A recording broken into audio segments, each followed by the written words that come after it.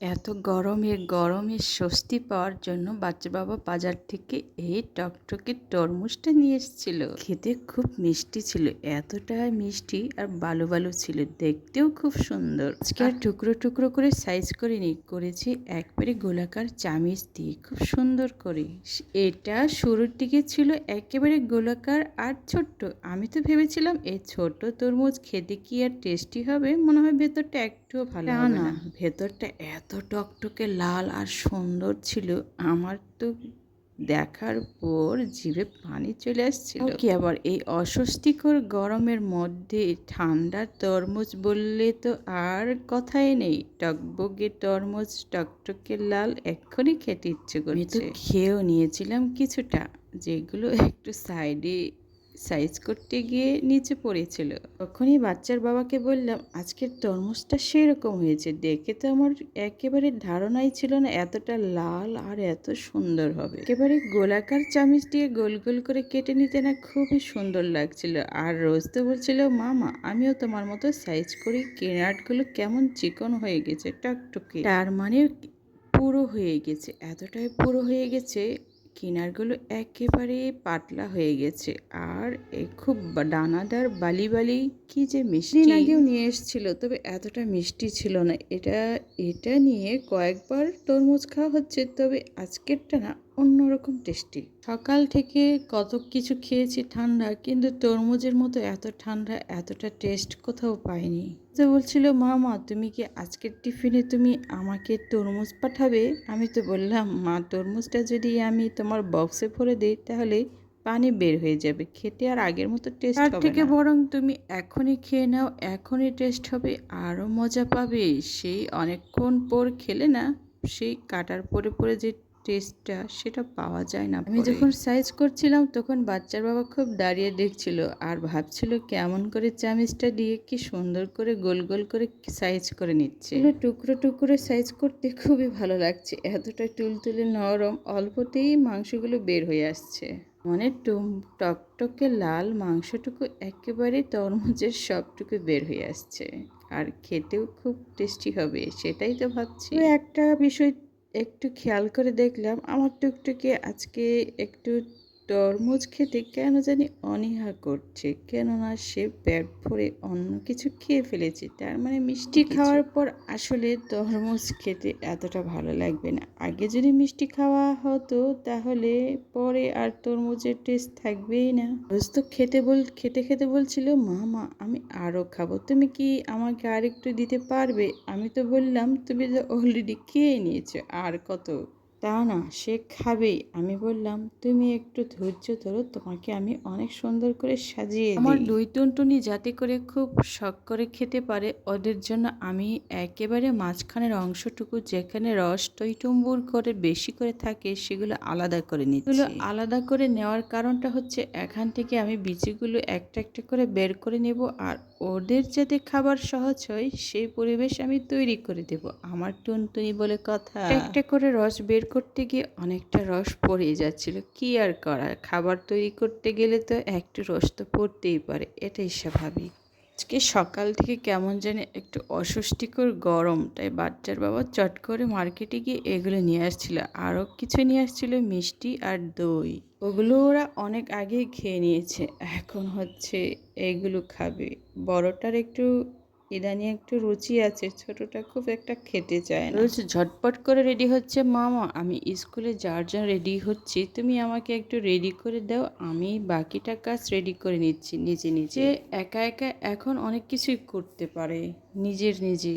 আমি ওদেরকে বললাম, তোমরা সবাই একটু ফ্রেশ হয়ে বসো, আমি তোমাদের জন্য এত সুন্দর করে খাবার তৈরি করে দেব, তোমাদের এমনিতেই খাবার রুচি বেড়ে যাবে।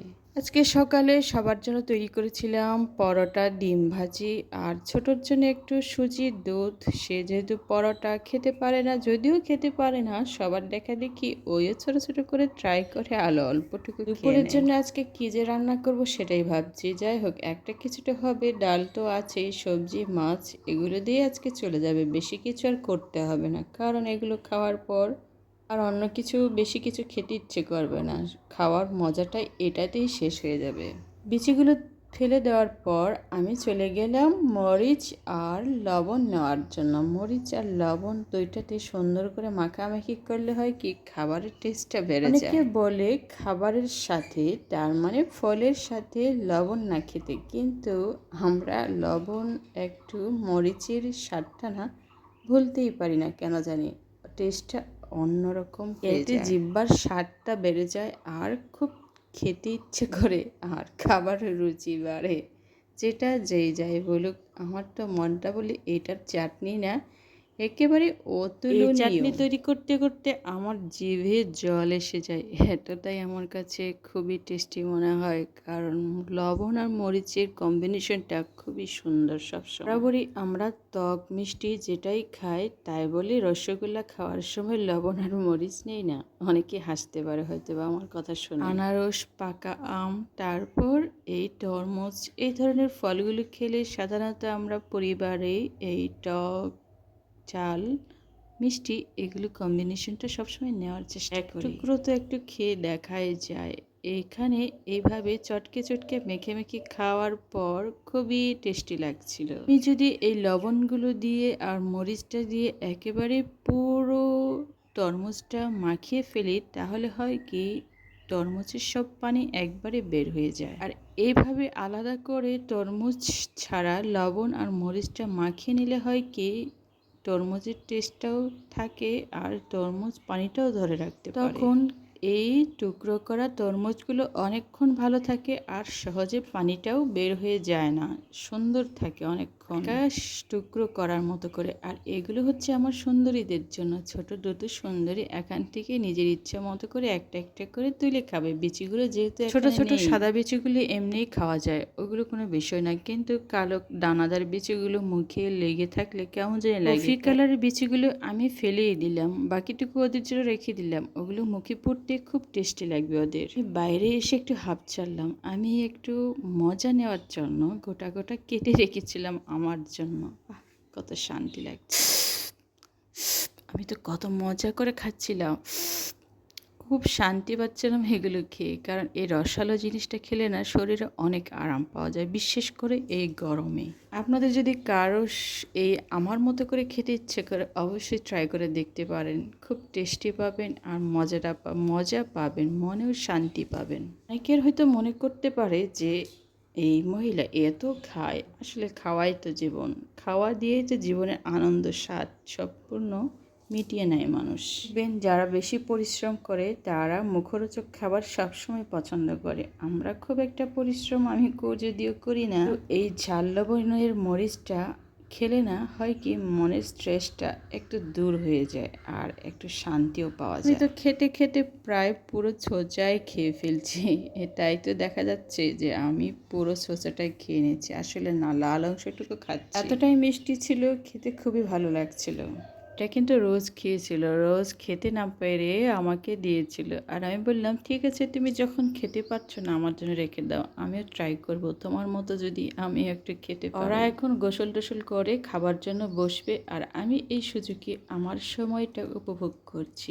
মাঝে মধ্যে নিজের জন্য সময় বের করে নিয়ে একটু উপভোগ তো করতে হয়। আমার ব্যক্তিগত সংসার জীবনে এটুকু আনন্দ আহ্লাদ তো একটু থাকা অবশ্যই বাঞ্ছনীয়, কারণ আমিও তো সংসার গুছাই, সংসারের অনেক কাজ করি, সবাইকে টেস্টি খাবার উপহার দিই। থেকে নিয়ে আসার সাথে সাথে যে সব কিছু টেস্টি হয়ে যায় তা তো না, নিজেকে টেস্টিভাবে উপস্থাপন করতে হয় সবার জন্য, আর সবার দৃষ্টিতে সেটাও টেস্টিফুল হতে হয়। ছোট সুন্দরী তুনির জন্য এগুলো ধুয়ে ধুয়ে সবগুলো পরিষ্কার করে আমি রোদ্রে দিয়েছি, এতটাই ঘষে ঘষে পাউডার আর স্যাভলন দিয়ে ধুয়ে দিয়েছি যাতে করে এগুলো নিরাপদভাবে খেলাধুলা করতে পারে। আমার ভিডিওগুলো শুরু থেকে শেষ পর্যন্ত দেখেছেন তাদের প্রত্যেককে অনেক অনেক ধন্যবাদ, সাথে সাবস্ক্রাইব করতে ভুলবেন না।